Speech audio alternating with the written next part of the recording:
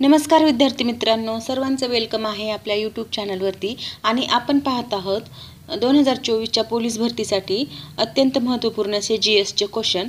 चला तर मग पाहूया वन बाय वन क्वेश्चन। तर आजचा पहिला क्वेश्चन आहे आपला, महाराष्ट्राचा खालीलपैकी कोणता जिल्हा तापी खोऱ्यात येत नाही? तर तापी खोऱ्यात न येणारा जिल्हा कोणता आहे? बघा, पहिला आहे नंदुरबार, दुसरा आहे सातारा, तिसरा आहे जळगाव आणि चौथा आहे नाशिक। तर ह्याचं करेक्ट आन्सर आहे सातारा, कारण सातारा हा पश्चिम महाराष्ट्रातला जिल्हा आहे आणि तापी नदी जी आहे ते उत्तर महाराष्ट्रातून वाहते। बघा, आता हे महाराष्ट्राचा नकाशा आहे, तर अशा प्रकारे हा महाराष्ट्राचा नकाशा आहे। इथे खूप चांगल्या प्रकारे आकृती येईल किंवा चित्र येईल असं अपेक्षा करू नका। तर ही महाराष्ट्र आहे, ही आणि तापी नदी जी वाहते ती अशा प्रकारे महाराष्ट्राच्या उत्तरेकडून वाहते। तर इथे विचार केला तर इथे नंदुरबार आहे, इथे जळगाव आहे आणि नाशिक अशा प्रकारे इथे आहे। तर ही 3 जिल्हे जे आहेत ते तापी खोऱ्याच्या अंडर येतात, परंतु सातारा जिल्हा जो आहे तो इकडे असल्यामुळे किंवा पश्चिम महाराष्ट्राच्या दक्षिणेकडच्या साईडला असल्यामुळे हा जिल्हा त्याच्यामध्ये येत नाही, म्हणून आपलं करेक्ट आन्सर 2 नंबर आहे। पुढचा क्वेश्चन पहा, 11वे मूलभूत कर्तव्य खालीलपैकी कोणत्या घटनादुरुस्तीच्या आधारे जोडण्यात आले? तर 11वे मूलभूत कर्तव्य जे आहे ते 86व्या घटनादुरुस्ती, जी 4 नंबरचा ऑप्शन करेक्ट आहे।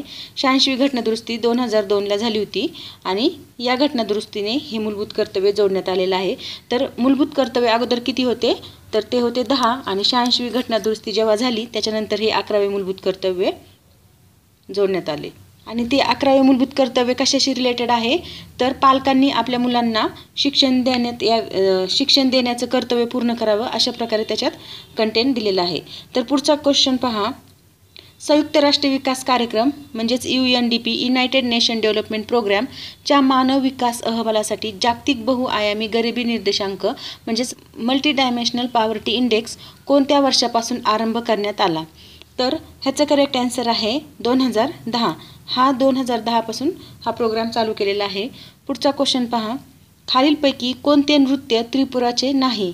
तर त्रिपुराचे नृत्य नसलेलं कोणतं आहे? तर बघा, गरिया, दुसरा ऑप्शन आहे पंथी, तिसरं आहे होजागिरी किंवा त्यालाच होजागिरी असं म्हणतात आणि चौथा आहे धमेल। तर कोणतं नाही विचारलंय, म्हणून आपलं करेक्ट आन्सर आहे पंथी, हे तिथलं नाही। तर बाकीचे तिन्ही पण आहेत, होजागिरी, गरिया आणि धमेल। नेक्स्ट क्वेश्चन पहा, मध्य उच्च प्रदेश हे क्षेत्र उत्तर भारतीय मैदान व डॅश डॅश नदी यांच्या मध्यभागी आहे। तर ह्याचं करेक्ट आन्सर आहे नर्मदा नदी। बघा, नर्मदा नदी आणि उत्तर भारतीय मैदान ह्याच्या मधात जे आहे ते मध्य प्रदेशचा हा भाग आहे, मध्य उच्च प्रदेश। नेक्स्ट क्वेश्चन पहा, पंचायत समितीला दर महिन्याला कमीत कमी डॅश डॅश बैठका घेणे बंधनकारक आहे। तर पंचायत समितीला दर महिन्याला कमीत कमी किती बैठका घेणे बंधनकारक आहे? तर त्याचं करेक्ट आन्सर आहे 1 बैठक घेणे त्यांना बंधनकारक आहे, म्हणजेच 3 नंबरचं ऑप्शन आपलं करेक्ट आहे। 7 नंबरचा क्वेश्चन पहा, खालीलपैकी कोण नटसम्राट या नाटकाचे लेखक आहेत? तर नटसम्राट या नाटकाचे लेखक आहेत विष्णू वामन शिरवाडकर। पुढचा क्वेश्चन आहे आपला, 2011च्या जनगणनेनुसार भारताच्या लोकसंख्येची घनता किती आहे?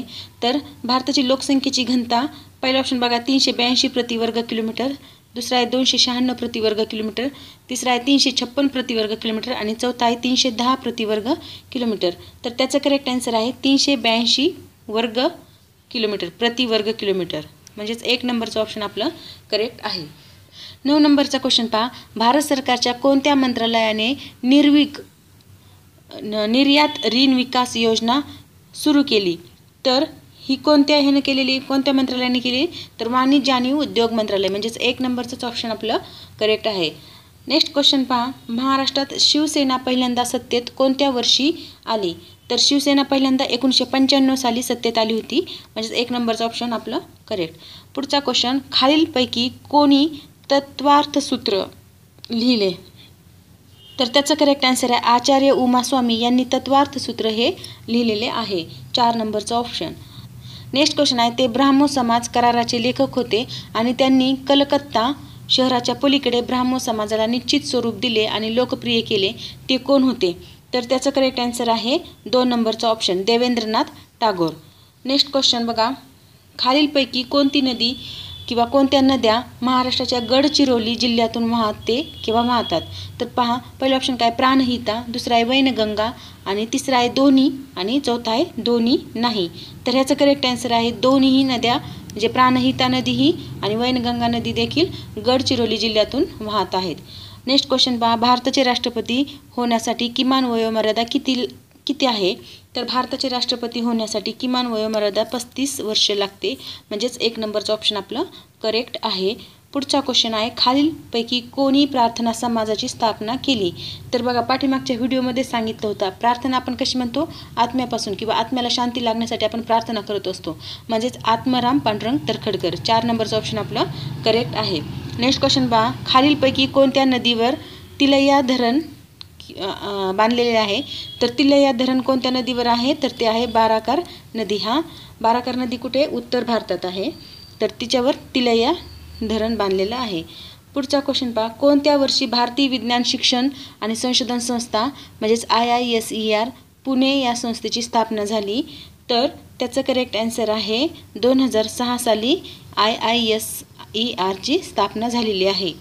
18 नंबरचा क्वेश्चन पहा, कोणत्या वर्षी खशाबा जाधव भारतासाठी वैयक्तिक ऑलिम्पिक पदक जिंकणारे प्रथम भारतीय ठरले? तर त्याचं करेक्ट आन्सर आहे 1952 साली ते प्रथम ऑलिम्पिक पदक जिंकणारे प्रथम भारतीय ठरलेले आहेत, खशाबा जाधव. नेक्स्ट क्वेश्चन आहे आपला, ग्रामसेवकांच्या संदर्भात खालीलपैकी कोणते विधान बरोबर नाही? तर पहिलं ऑप्शन काय बघा, तो ग्रामपंचायतीच्या सरपंचाकडून नियुक्त केला जातो. तर हेच विधान कसं आहे आपलं चुकीचं आहे, तरी पण आपण बाकीचे ऑप्शन पाहूया वाचून. तर दुसरा आहे तो ग्रामपंचायतीचा सचिव असतो, तर हे कसं आहे करेक्ट आहे. ग्रामपंचायतीचा दैनंदिन कारभार तो पाहतो, तर हे देखील ऑप्शन कसं आहे करेक्ट आहे. तो ग्रामस्थांना विकास योजना समजावून सांगतो, तर हे देखील कसं आहे करेक्ट आहे. म्हणजेच आपलं विधान कोणतं बरोबर नाही? तर 1 नंबरचंच विधान बरोबर नाही, म्हणून आपलं तेच ऑप्शन करेक्ट आहे. नेक्स्ट क्वेश्चन पहा, खालीलपैकी कोणता खाण्याचा विकाराचा प्रकार आहे? तर त्याचं करेक्ट आन्सर आहे 2 नंबरचं ऑप्शन क्षुधातिरेक. नेक्स्ट क्वेश्चन पहा, भारतीय राज्यघटनेत पंचायती राज संस्थांची स्थापना, सक्षमीकरण आणि कामकाज यासाठी कोणत्या वैधानिक तरतुदी दुरुस्त केल्या? तर त्याचं करेक्ट आन्सर पहा काय, 73वी घटना दुरुस्ती. 73व्या घटना दुरुस्तीनुसार या सर्व दुरुस्ती केलेल्या आहेत. नेक्स्ट क्वेश्चन, कोणत्या वर्षी भारतीय राष्ट्रीय काँग्रेसमध्ये सुरत येथील अधिवेशनात एक फूट पडली? तर त्याचं करेक्ट आन्सर आहे 1907 साली ही भारतीय राष्ट्रीय काँग्रेसमध्ये फूट पडलेली आहे. नेक्स्ट क्वेश्चन पाहूया, लॉंग वॉक टू फ्रीडम हे डॅश डॅशचे आत्मचरित्र आहे? तर ते नेल्सन मंडेला यांचे आत्मचरित्र आहे, म्हणून आपलं 1 नंबरचं ऑप्शन करेक्ट आहे. 24 नंबरचा क्वेश्चन पहा, हिंदुस्थानी शास्त्रीय संगीतातील ध्रुपदमध्ये सध्या किती प्रकारच्या बाण्या किंवा वाणी म्हणजे शैली आहेत? तर या ध्रुपदमध्ये किती शैली आहेत किंवा बाण्या आहेत? तर त्याच्यामध्ये 4 शैली आहेत, म्हणजेच 1 नंबरचं ऑप्शन आपलं करेक्ट आहे. नेक्स्ट क्वेश्चन पाहूया, कोणत्या वर्षी पुरंदरच्या तहावर जयसिंग आणि शिवाजी महाराज यांच्या दरम्यान स्वाक्षऱ्या झाल्या होत्या? तर त्याचं करेक्ट आन्सर आहे 1665 साली याच्यामध्ये यांच्या दोघांमध्ये स्वाक्षऱ्या झाल्या होत्या, 1665. नेक्स्ट क्वेश्चन पहा, खालीलपैकी कोणता किल्ला महाराष्ट्रातील सातारा जिल्ह्यात आहे? तर सातारा जिल्ह्यात असणारा किल्ला कोणता आहे? तर तो आहे प्रतापगड. 3 नंबरचं ऑप्शन आपलं करेक्ट आहे. तर तोरणा किल्ला हा पुणे जिल्ह्यात आहे. नेक्स्ट क्वेश्चन पहा, महाराष्ट्राच्या कोणत्या जिल्ह्यात महाबळेश्वर हिल स्टेशन आहे? तर महाबळेश्वर कोणत्या जिल्ह्यात आहे? ते देखील सातारा जिल्ह्यातच आहे. पुढचा क्वेश्चन, केंद्रीय अर्थमंत्र्यांनी सुवर्ण विनिमयाच्या नियमनासाठी खालीलपैकी कोणत्या संस्थेला नियुक्त केले आहे? तर ह्याचं करेक्ट आन्सर आहे सेबी. नेक्स्ट क्वेश्चन, खालीलपैकी कोणते पुस्तक किंवा कोणती पुस्तके अबुल फैजल यांनी लिहिलेली आहेत? तर बघा, पहिलं काय अकबरनामा, दुसरा आहे ए अकबरी आणि तिसरा ऑप्शन आहे दोन्ही आणि चौथा आहे दोन्ही नाही. तर ह्याचं करेक्ट आन्सर आहे हे दोन्ही बुक्स त्यांनी लिहिलेले आहेत, म्हणजे 3 नंबरचं ऑप्शन करेक्ट आहे. अबुल फैजलवर राज्यसेवेला पण क्वेश्चन येऊन गेलेले आहे पाठीमागच्या वेळेस. तर बघा, अबुल फैजल यांनी अकबरनामा आणि ए अकबरी हे 2 बुक्स लिहिलेले आहेत. नेक्स्ट क्वेश्चन पहा, खालीलपैकी कोणता शासक राष्ट्रकूट राजवंशाचा होता? तर राष्ट्रकूट राजवंशाचा शासक कोणता होता? पहिला आहे राजाराज पहिला आणि दुसरा आहे विष्णुवर्धन आणि तिसरा ऑप्शन आहे दोन्ही आणि चौथा आहे दोन्ही नाही. तर राष्ट्रकूट राजवंशाचे हे दोन्ही शासक नसल्यामुळे आपलं 4 नंबरचं ऑप्शन करेक्ट आहे. तर अशा प्रकारे आपण GSचे इथे 30 क्वेश्चन पाहिलेले आहेत. तर हा व्हिडिओ तुम्हाला कसा वाटला ते नक्की कमेंट बॉक्समध्ये कळवा आणि अशाच प्रकारचे डेली व्हिडिओ पाहण्यासाठी आपल्या चॅनलला लाईक शेअर सबस्क्राईब करायला विसरू नका. Thank you very much.